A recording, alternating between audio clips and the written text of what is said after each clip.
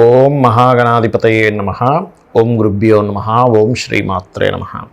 పరమేశ్వర స్వరూపమైనటువంటి జ్యోతిష, వాస్తు మరియు ఇతర అనేకమైనటువంటి శాస్త్రములను మనకు అందించినటువంటి మహర్షులకి నమస్కారం.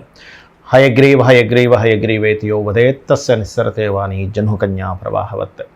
అరుణాం కరుణాతరంగితాక్షీం ధృతపాశాంకుశపుష్పబాణచాపాం అనిమాదిభిరావృతాం మయూకైః అహమిత్యేవ విభావయే భవానీం. శ్రీమాత్రే నమః. ప్రేక్షకులకి ఆ లలితాంబిక అమ్మవారి యొక్క అనుగ్రహం పరిపూర్ణంగా కలగాలని మనస్ఫూర్తిగా కోరుకుంటూ మనం ఈరోజు చెప్పుకోబోయేటువంటి టాపిక్ ఏమిటి అంటే, మనకి ఏదైనా ఒక గొప్ప విషయం జరిగే ముందు అమ్మవారు చిన్న చిన్న సంకేతాలతో మనకి చెప్తూ ఉంటుంది. అది ఎలాగా అంటే, ప్రకృతి అమ్మవారిని చెప్పబడింది మన శాస్త్రాల్లో. కాబట్టి చిన్న చిన్న సంకేతాలతో నీకు గొప్ప విషయం జరగనుంది, కాబట్టి నువ్వేం దిగులు చెందకు. అలాగే మనకి ఏదైనా ఒక ఆపద వచ్చే ముందు కూడా అమ్మవారు చెప్తుంది. కాబట్టి ఈ సంకేతాలు అసలు ఎటువంటివి వచ్చినప్పుడు ఎటువంటివి జరగనున్నాయి, ఒకవేళ నిజంగా మనకి ఏదైనా చిన్నపాటి ఆపద వస్తుంది అన్నప్పుడు మనం దాని నుంచి బయటపడడానికి ఎటువంటి వాడికి అమ్మవారి నామంలో ఏ నామం చేసుకొని, లేకపోతే ఏ దానం ఇచ్చి, గోవుకి ఏది తినిపించి మనం ఆ యొక్క ఇబ్బంది నుంచి బయటపడవచ్చు అనేటువంటి విషయాలు మనం ఒక్కొక్కటిగా తెలుసుకుందాం. ఇక కుజ సంబంధించిన సంకేతాలు వస్తూ ఉంటాయి, మార్స్ రిలేటెడ్ సంకేతాలు. అంటే ఎలాగా అంటే, ఒక పెద్ద ఇన్సిడెంట్ జరిగే ముందు ఎలా అంటే, ఇప్పుడు చూడండి, మనకి వర్షం వస్తుంది అనుకోండి. వర్షం వచ్చే ముందు ఏం చేస్తుంది? మేఘాలు వస్తాయి, చల్లటి గాలి వస్తుంది, కొంచెం లైట్ చినుకులు పడిపోవడం జరుగుతుంది. అంతేగా సడన్గా ఏం పడిపోదు, సడన్గా మేఘాలు వచ్చేవి కదా, స్లోగా మార్పులు వస్తుంటాయి. దాని ప్రకృతిలో పక్షులు దాన్ని పట్టుకుంటాయి. పక్షులు, కొన్ని జంతువులు దాన్ని ఆ సంకేతాన్ని అర్థం చేసుకుంటాయి. కొన్ని భూకంపాలు వచ్చేటప్పుడు కూడా కొన్ని జంతువులు ఎలా అర్థం చేసుకుంటాయి, కొన్ని జీవరాశులకు ఎలా అయితే చాలా సూక్ష్మ బుద్ధి ఉంది అర్థమవుతుందో, అలాగే నిమిత్తంలో కూడా కొన్ని చెప్పారు. అది ఎలా అంటే, మార్స్ రిలేటెడ్ సంబంధించిన, అంటే కుజ సంబంధించిన దోషం మీకు బాగా ఎక్కువగా ఉంది మీ జాతకంలో ఉన్నప్పుడు సంకేత రూపంలో చెప్తూ ఉంటుంది. ఎలాగా అంటే, మీరు ఏదైనా చేస్తున్నారు అంటే, ఉదాహరణకి మీ ఇంట్లో పూజ చేస్తున్నారు. పూజ చేసేటప్పుడు సంథింగ్ అక్కడ దీపం వెలిగించేటప్పుడు, లేదా హారతి ఇచ్చేటప్పుడు, లేకపోతే అక్కడ ఏదైనా ఒక మంగళ సంబంధించి, అంటే అగ్నికి సంబంధించింది ఏదైనా ఒక దోషం జరిగింది. సంథింగ్ ఈజ్ మీ జాతక చక్రంలో కుజుడికి సంబంధించింది ఏదో అక్కడ ఈ మధ్య కాలంలో DBSలో ఎక్కడో నెగటివ్గా స్టార్ట్ అయిందని అదొక చిన్న సంకేతం అన్నమాట.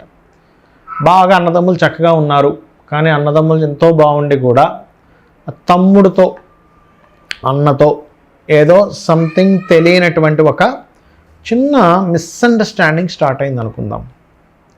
అప్పుడు ఏమిటి అంటే, దాని అర్థం ఏమిటంటే, అక్కడ కూడా సంథింగ్ బ్రదర్స్కి వీళ్ళ కారకుడు కుజుడు అనమాట. సో అందుకనే ఎవరి జన్మజాత చక్రంలో అయినా కుజుడు పాడేయాడు అనుకోండి, ఏం చెప్తాం?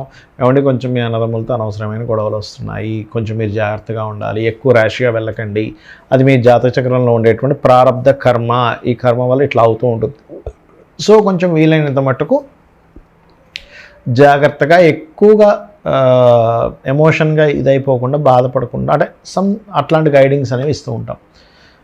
అలాగే స్వప్న రూపంలో కూడా ఈ కుజుడికి సంబంధించినవి నెగటివ్గా వచ్చేటప్పుడు స్వప్న రూపంలో ఇండికేట్ చేస్తూ ఉంటుంది. అయితే అందరికీ ఇండికేట్ చేయాలని రూల్ లేదు, ఎందుకంటే అది ఎక్కువగా పంచమ స్థానం బాగున్న వాళ్ళకి ఎక్కువ ఇండికేషన్ జరుగుతూ ఉంటుంది. అదేమిటి, ఎలాగా అని చెప్పి చూసుకున్నట్లయితే, స్వప్న రూపంలో ఒక్కోసారి కుజుడు సంబంధించిన ప్రభావం బాగా ఉందనుకోండి, ఏదో పెద్ద మంటలు వచ్చినట్టుగా ఒక స్వప్నం వస్తుంది, లేదా అప్పటి వరకు వెలుగుతున్నటువంటి కాగడ టప్మని ఆరిపోయినట్టు కానీ లేనట్లయితే, మీరు చూస్తూ ఉండగానే మీ యొక్క సిబ్లింగ్స్లో, ఆ బ్రదర్స్ ఆ సిస్టర్స్లో ఎవరైనా సరే ఏదో కొండ మీద నుంచి పడిపోయినట్టు, లేకపోతే మీరే ఒక పెద్ద కొండకాక నుంచి పడిపోయినట్టు, ఇట్లాంటి స్వప్నాలు వస్తూ ఉంటాయి. మరి ఇట్లాంటి స్వప్నాలు వచ్చినప్పుడు శాస్త్రంలో చెప్పింది ఏమిటంటే, ఆ స్వప్నం వచ్చిన వెంటనే కూడా ఉదయం నిద్రలు ఇచ్చిన వెంటనే ఎవ్వరికీ చెప్పకుండా చక్కగా దీపారాధన చేసుకొని గజేంద్ర మోక్షం ఘట్టం చదువుకోమని చెప్తుంది శాస్త్రం. ఇది గుర్తుపెట్టుకోండి. అలాగే మరి ఈ మన నిత్య జీవితంలో మార్స్ రిలేటెడ్ సంబంధించింది ఏదైనా ట్రాన్సిట్లో, అంటే గోచారంలో బ్యాడ్గా వస్తున్నా, లేకపోతే దశాభుక్తి అంతరాల్లో ఏదైనా నెగిటివ్ దీంట్లో వెళ్ళినా ఏమవుతుంటుందంటే ఆవేశం పెరుగుతూ ఉంటుంది మనకి. అప్పటి వరకు కూల్గానే ఉంటాము, అనుకోకుండా అక్కడి నుంచి కొంచెం అగ్రెసివ్గా మనం మాట్లాడడం కావచ్చు, మన చర్యలు కావచ్చు, కొంచెం అగ్రెసివ్గా వెళ్తూ ఉంటాయి.